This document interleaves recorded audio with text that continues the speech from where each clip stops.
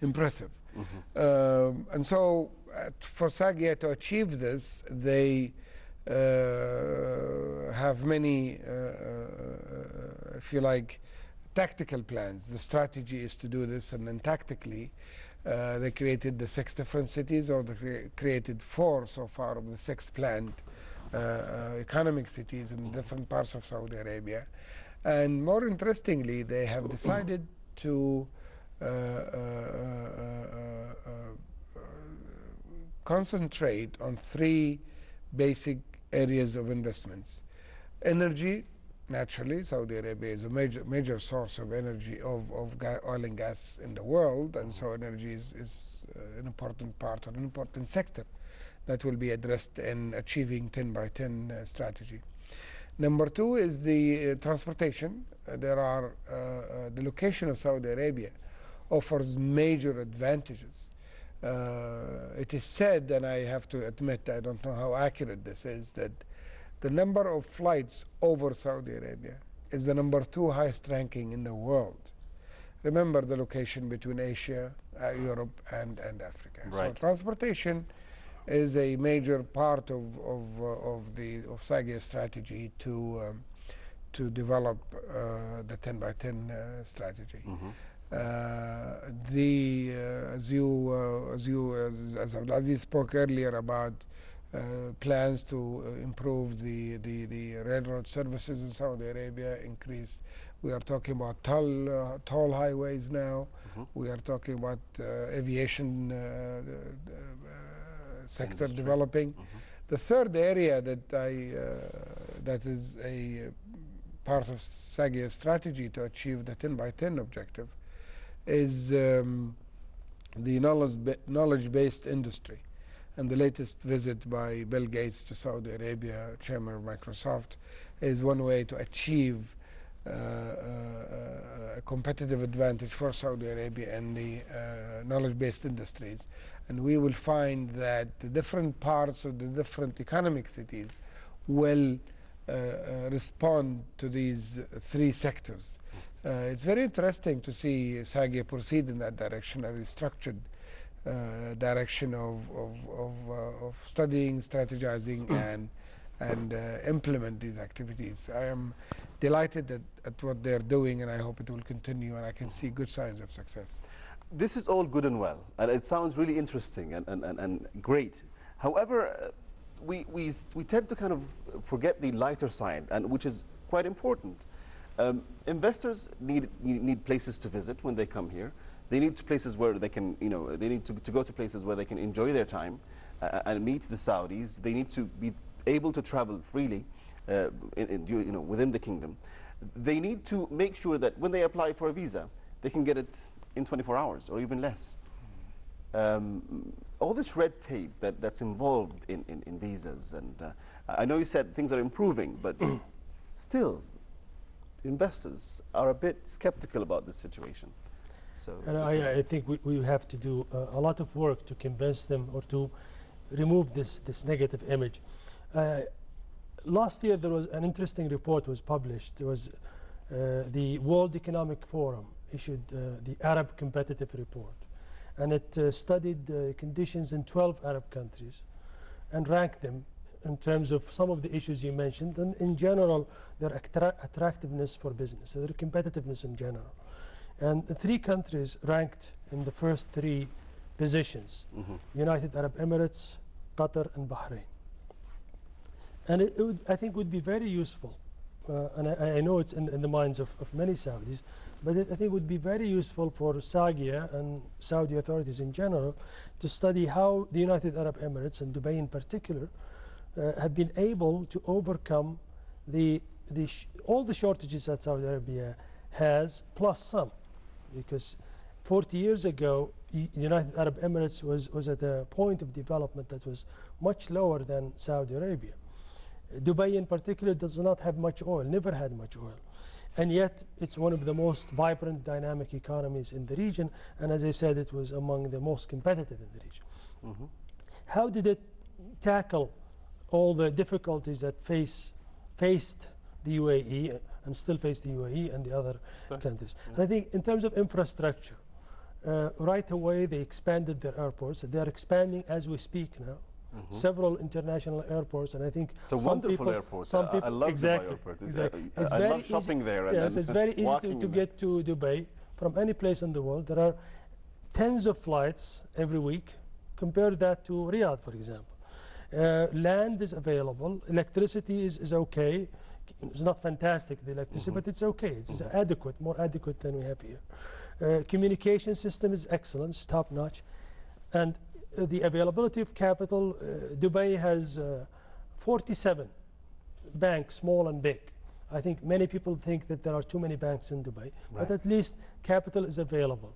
I think it's criticized sometimes for not having enough restrictions, but I think it was done on purpose. First, you make the capital available, and then you put conditions on it. And I think the United States has been putting, has been raising concerns about the laissez-faire environment of Dubai regarding financing.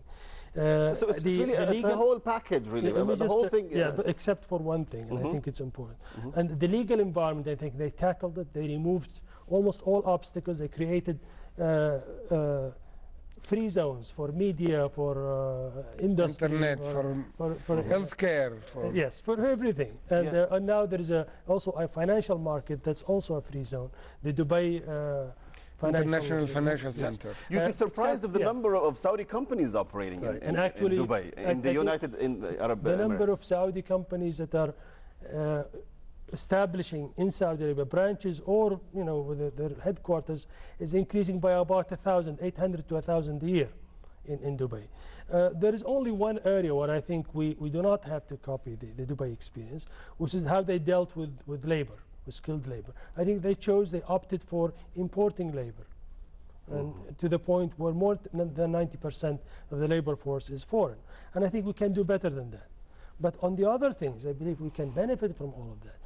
Red tape, we have to remove red tape. We have to, if it's not important, if it's not absolutely necessary, do away with it. I think that's the one, that's the cheapest one, that's the easiest one to do.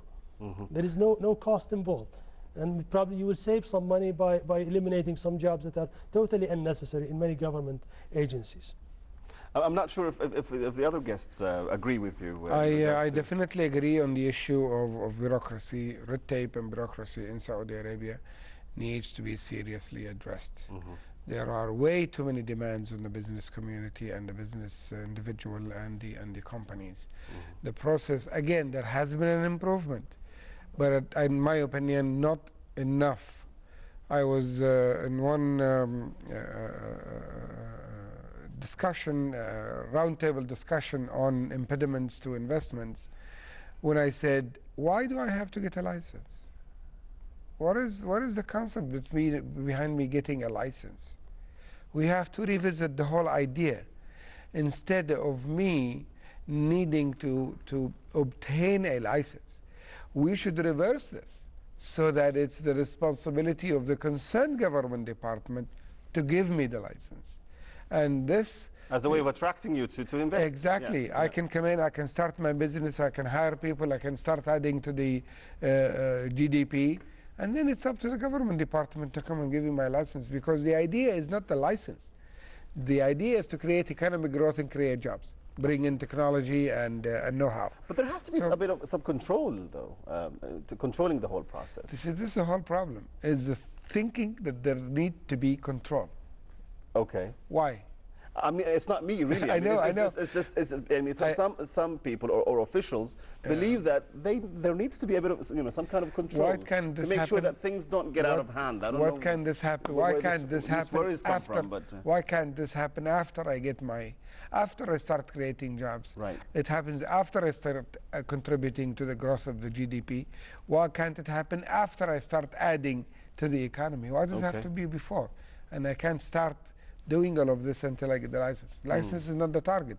The target, the hire, recruiting people and produce for the economy. Right. And then the license.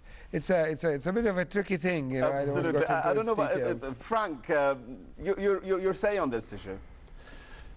We actually have a situation in Western Australia where I am, where our state government is actively trying to reduce the bureaucratic red tape that businesses have to go through for new projects, for new investments, for the bringing in of skilled workers from overseas, and our government is actively trying to pursue migrants with skills to come to Australia. But red tape, bureaucracy and delays to investment are still considered to be a significant issue by many of the people wanting to establish new enterprises and projects in Australia, despite the fact I think we're fairly free compared to many places in the world. How long does it take, somebody to come and obtain a license for investment? It takes longer than the industries feel is appropriate. It will depend on whether it's a new greenfield project, what the environmental issues are, so it can be a different amount of time. The very, very large energy projects may take years to come to fruition, whereas smaller businesses can be established fairly quickly. The real issues we face are things like shortages of skills workers. Your comments about visas, we actively advertise throughout the world. We take skills expositions to countries where we think we can attract labour from, yet we still put delays in the place of people wanting to come and work Australia, and it may take them many months to get visas to come.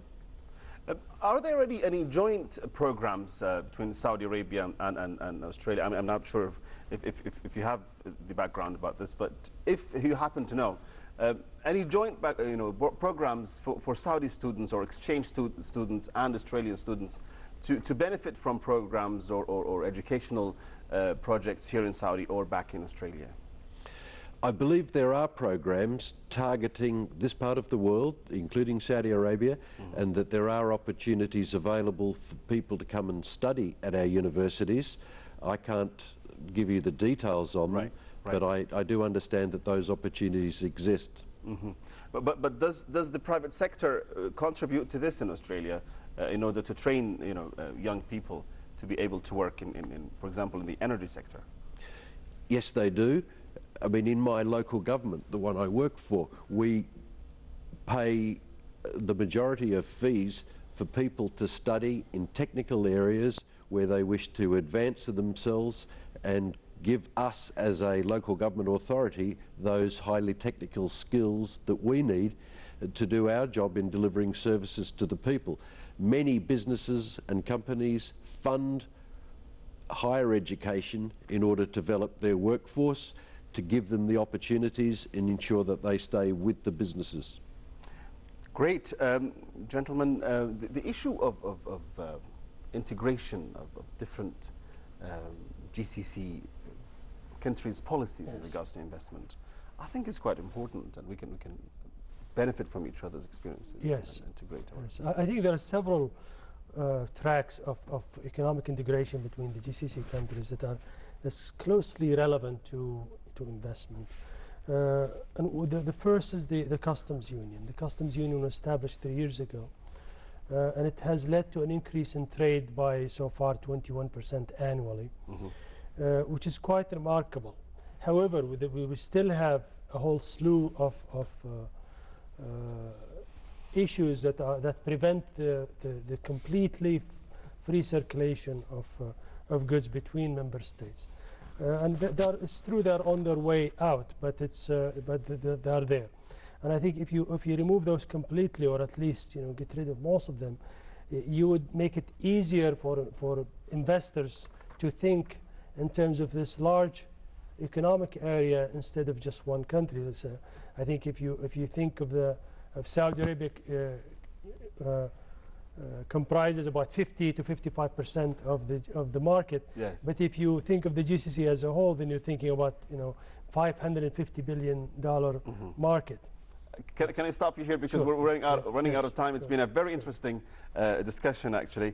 I'd like to thank my guests, Engineer Usama Kurdi, a member of the Shura Council, and Dr. AbdelAziz AlUwaisheg from the GCC Council, and also Mr. Frank Edward, who's on a visit in the Kingdom of Saudi Arabia, and who's actually from Australia.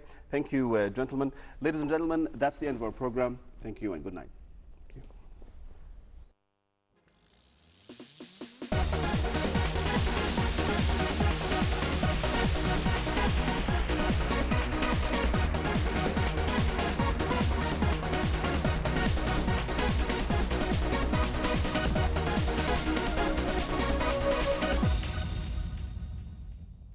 هذه القمة على قضايا المواطنة الخليجية، بدءا بالسوق المشتركة وما تم إنجازه من مستكملات لهذه السوق المقرر الإعلان عنها في قمة مسقط في السنة المقبلة، والتي تتصل بالمساواة والعمل والتأمينات الاجتماعية وكذلك الخدمات التعليمية والصحية والأنشطة الاقتصادية ومزاولتها من قبل المواطنين. الاتحاد النقدي وإصدار العملة الموحدة كان من بين الملفات المطروحة، فقد تم تكليف لجان مختصة باستكمال بحث كيفية حساب معايير تقارب الأداء الاقتصادي والنسب المتعلقة بها، وتم تفويض وزراء المالية لدول المجلس باتخاذ الإجراءات اللازمة لذلك. وعلى صعيد تحقيق أهداف الرعاية الصحية التكاملية، فقد قرر المجلس توحيد سعر الاستيراد لأدوية دول المجلس للقطاع الخاص. بلا شك أنه الوضع الاقتصادي في دول مجلس التعاون مجتمع حقيقة وحتى منفردا منذ الألفية، بداية الألفية الجديدة بالتحديد عام 2000، وهو يشهد حقيقة إرهاصات كبيرة، إرهاصات في الاتجاه طبعا الإيجابي، إلى درجة أنه الآن يعني الاقتصاد الخليجي لدول مجلس التعاون الست يصنف الاقتصاد السابع عشر على مستوى العالم من بين الاقتصادات العملاقة. وشدد المجلس الأعلى على أهمية حماية البيئة البحرية واستكمال إنشاء مرافق استقبال مخلفات السفن، وذلك لإعلان منطقة الخليج العربي منطقة بحرية خاصة، وانضمام بقية دول المجلس لاتفاقية ماربل لحماية البيئة البحرية. محمد اليوسي، العربية، الرياض. ونتوجه نحن الآن إلى الرياض. دكتور عبدالعزيز العويشق هو مدير إدارة التكامل الاقتصادي بأمانة دول مجلس التعاون الخليجي. دكتور أهلا وسهلا بك معنا في جرس الإغلاق. كان هناك إذن كلام عن اعتماد معايير تقارب الأداء الاقتصادي، هل سيكون هناك إذن تغيير بالمعايير التي كان متفق عليها سابقا؟ ومن باب التذكير فقط أذكر بعض النقاط: أن يكون العجز في الميزانية لا يكثر عن 3% من الناتج المحلي، الدين العام 60% من الناتج المحلي، التضخم أن يكون المتوسط المعدل لكل الدول زائد 2%، والفائدة ستكون المتوسط في أقل 3 دول زائد 2%. هل سيكون هناك تغيير إذن بهذه المعايير التي كان متفق عليها سابقا؟ لا، الواقع القمة السابقة أقرت هذه المعايير الخمسة، وستظل هي هذه المعايير، وهي المعايير المنطقية لأي اتحاد نقدي طبعا. فيها معايير نقدية ومعايير مالية. التكليف اللي أشرت إليه هو تكليف للجان التعاون المالي اللي هي الوزراء المالية ومحافظ البنوك المركزية للاتفاق على تفاصيل قياس هذه المعايير. أنا أعتقد أنه ضروري أيضا توضع هذه في سياق النقاط اللي أشار لها معالي الأمين العام، بأن جزء من تحقيق المواطنة الاقتصادية خلال هذا العام، ومهم بالذات التركيز على ما أشار خادم الحرمين الرئيس الحالي للمجلس الأعلى لمجلس التعاون والأمير سعود الفيصل اللي هو الرئيس الحالي للمجلس الوزاري، إنه النقطة الرئيسية في هذه القمة هي المواطنة الاقتصادية. وهذا موضوع مهم، لأن خلال هذا العام الذي ترأس فيه المملكة العربية السعودية مجلس التعاون سيكون إرساء القواعد الأساسية لاستكمال السوق المشتركة التي ستعلن في القمة القادم. ويمكن لاحظتي في البيان الختامي اللي صدر عدة نقاط تصب في هذا المجال، واحد منهم ما يتعلق بتحرير القطاعات الرئيسية، يعني تحرير قطاعي النقل والتأمين، أعتقد من أهم الخطوات اللي تهم رجال الأعمال والمواطنين. النقل مثل ما تعرفين يشكل حوالي 25% من الاقتصاد في دول مجلس التعاون، فتحريره يعني تحرير قطاع ضخم جدا من الاقتصاد. التأمين قطاع ناشئ، لكن التحرير هذا القطاع أعتقد سيساعد الشركات الوطنية على المنافسة مع الشركات الأجنبية التي ما زالت تسيطر على سوق خدمات التأمين. لا شك بأنها نقاط مهمة جدا وتدفع لمزيد من التكامل وأيضا لمزيد من النمو في اقتصادات الدول منفردة. لكن إذا ما أردنا أن نتطلع على اقتصاديات هذه الدول وأردنا أن نتطلع إلى سوق واحدة مشتركة وعملة موحدة حتى، هل بالفعل ممكن مقارنة هذه الدول بين بعضها؟ هل بالفعل سوف نستطيع أن نطبق هذه المعايير، أن تطبقها دولة ذات اقتصاد بحجم الاقتصاد السعودي ودولة بحجم الاقتصاد العماني أو البحريني؟ أعتقد نعم، يعني لما سواء في النظرية أو في التطبيق، لو رأيت لنظرية التكامل الاقتصادي أو مثل ما هو مطبق في الاتحاد الأوروبي، سهولة التطبيق بلا شك كل ما كانت الدول متقاربة كل ما كان أسهل التطبيق، لكن الفوائد التي تجنى من التكامل الاقتصادي عادة تكون أفضل عندما يكون هناك تباين بين الدول، سواء من ناحية تركيبة الاقتصاد أو الحجم أو غيره. فدول المجلس في بينها تشابه كبير، وبنفس الوقت في تمايز، مثل ما أشرت الله يسلمك أن في أيضا تمايز. فالتطبيق سيكون سهلا إلى حد ما لو نظرنا إلى المعايير اللي أشرت إليها، معايير المعايير النقدية اللي هي التضخم والسعر الفائدة، لأنها تمر بنفس الدورة الاقتصادية التي ترتبط بأسعار النفط، فسيكون وضع معايير متشابهة أمرا سهلا. لكن يبدو بأن عفوا دكتور، يبدو بأن على الأقل تقريبا نصف الدول ليست متأكدة 100% من تطبيق هذه المعايير، حتى أو على الأقل تطبيقها ضمن الفترة الزمنية المتفق عليها. عمان أن نسمع بأنها طلبت من بقية الدول أن تتوجه قدما، يعني أن تستمر بخططها، لكنها تستثني نفسها بالوقت الحاضر بسبب صعوبة تطبيق هذه المعايير. قطر كان لها تحفظات، وحتى المملكة العربية السعودية كان لديها تحفظات حول إمكانية تطبيق على سبيل العملة الموحدة في العام 2010. أعتقد هذه معلومات مع الأسف غير دقيقة الواقع، يعني آسف أني أقول هذا، لأن لو قرأت البيان الختامي اللي صدر أمس والقرارات المتعلقة بهذا الموضوع، في إعادة للتأكيد على التاريخ المحدد وهو يناير 2010 بما لا لبس فيه. وبنفس الوقت قرار القمة في ديسمبر الماضي في أبو ظبي كان اعتمد المعايير التقارب الخمسة وليس هناك خلاف عليها، وبقي هي التفاصيل كيفية حسابها. هذا طبعا خاضع للنقاش، قضايا فنية، هل هي 2.5 ولا 2% ولا كذا، يعني سيتم في نهاية المطاف الاتفاق على المقاييس التي تخدم مصلحة دول مجلس التعاون. أعطيك مثال من الاتحاد الأوروبي، اتفق في ماستريخت من أكثر من 10 سنوات على حد أقصى للعجز الميزانية 3% من الناتج المحلي الإجمالي. اتضح فيما بعد أن وضع قاعدة صلبة بهذا الحد وبدون مرونة أدى إلى أن معظم دول المجلس معظم دول الاتحاد الأوروبي تعاني من صعوبة في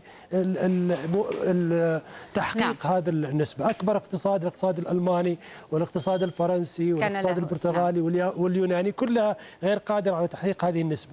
فنحن نريد أن نتفادى مثل هذه ونقضي الوقت اللازم لحساب هذه المعايير بأفضل طريقة ممكنة، خاصة أخذا بعين الاعتبار أن ميزانية جميع دول المجلس تتحدد بشكل رئيسي حسب أسعار البترول. تمام دكتور عبد العزيز، أعتذر منك، يجب أن أقطعك هنا، لم يبقى لدينا وقت لهذه المقابلة. أشكرك شكر جزيل على هذه التفاصيل الهامة جدا، شكرا لك. وعلى الرغم من أن بعض دول الخليج بدأت تهتم بالاستثمار في قطاع الصناعة، إلا أن المدير الإداري لشركة الخليج للآليات والتكنولوجيا باسم العلوي يرى أنه من الصعب تحول دول الخليج إلى دول صناعية. في نظرته لغد هذا القطاع يحدثنا عن هذا.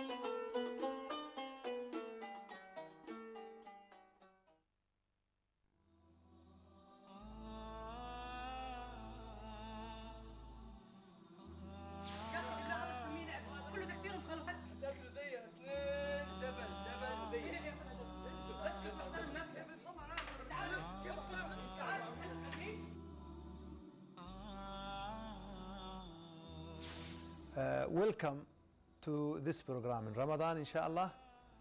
We will have 10 minutes every day in this year, 1434.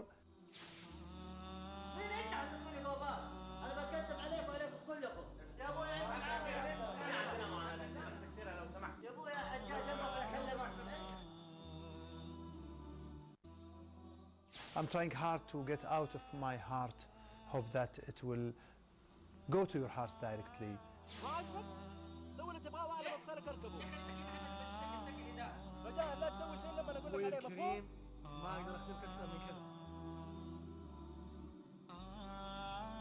We hope, inshallah, you will benefit from our program. See you, inshallah, during Ramadan. Good luck. Wassalamu alaikum wa rahmatullah.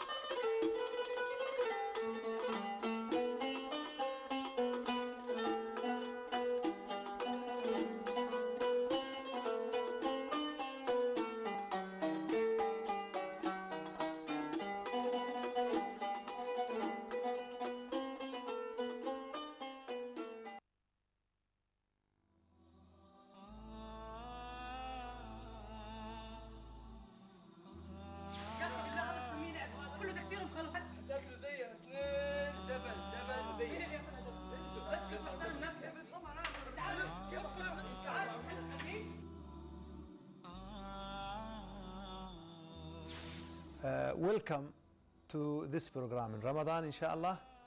We will have 10 minutes every day in this year, 1434.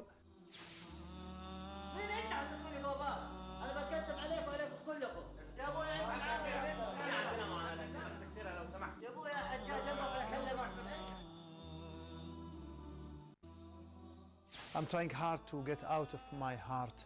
Hope that it will go to your hearts directly.